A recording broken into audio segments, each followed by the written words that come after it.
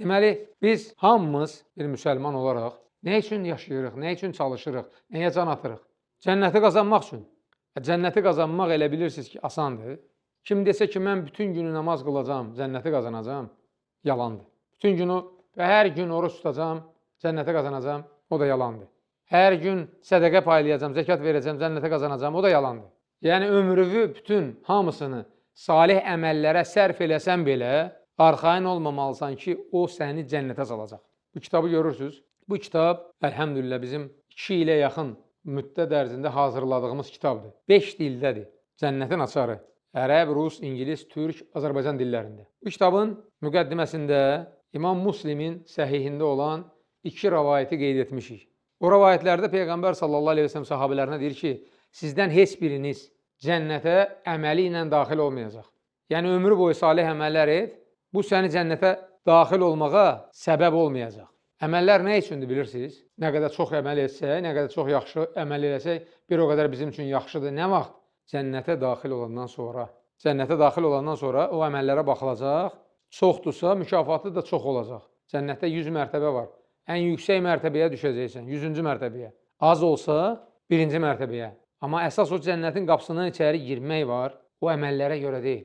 O, Peyğəmbər sallallahu aleyhi ve sellem bunu deyəndə sahabələr deyir, ya Rasulullah, hətta sən də, deyir, bəli, hətta mən də. Yalnız Allahın mənə mərhəmət etməsi istisnadır.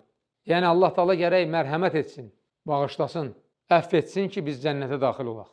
Bağışlanma diləməyi, ona görə o Peyğəmbərlər və onların ardıcılları həmin o vaxtda dayanmadan Allahdan bağışlanma diləyirdilər ki, cənnət əhlindən olsunlar. Peyğəmbər sallallahu aleyhi ve sellem həyatına baxsaz görəcəksiniz ki, 24 saat Allahdan bağışlanma diləyib. Yuxudan oyanan kimi, ayaq yolundan çıxanda, dəstəmaz alandan sonra, namazlarda, namazı bitirən kimi, hər gün 100 dəfə əstəğfirullah və atubu ileyh deyərdi. Yatmamışdan əvvəl, duha namazından sonra 100 dəfə Rabbi xfirli və atubu aleyyə innəkə entət təvvabur rahim. 24 saat Allahdan bağışlanma diləyirdi. Niyə? Çünki cənnətə girmək üçün əsas Allahın bizi bağışlamasıdır, bizə mərhəmət göstərməsidir. Və bu kitabda biz qeyd etmişik ki, Peyğəmbərlərin hamısı Allahdan bağışlanma diləyib. Quran ayələri ilə göstərmişik. Rasulullah sallallahu aleyhi ve sellem gün ərzində nə vaxt Allahdan bağışlanma diləyib, hamısı dəlillərlə, zikirlərlə onu da göstərmişik. Balaca kitab da 2 il vaxtımızı aparıb. Niyə? Çünki burada olan duaları hədis kitablarından axtarıb tapmaq çox çətindir. Buxari, Müslim, Abu Davud, Tirmizi, Nəsai, İbn Məcə, Musnəd və digər kitablardan.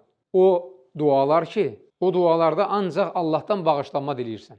Bax, o duaları yığmışıq bura. Niyə? Oxucuya asan olsun. Gedib hardansa axtarmasın ki, hansı duada Allahdan bağışlanma var, onu ilə mən Allaha dua edim.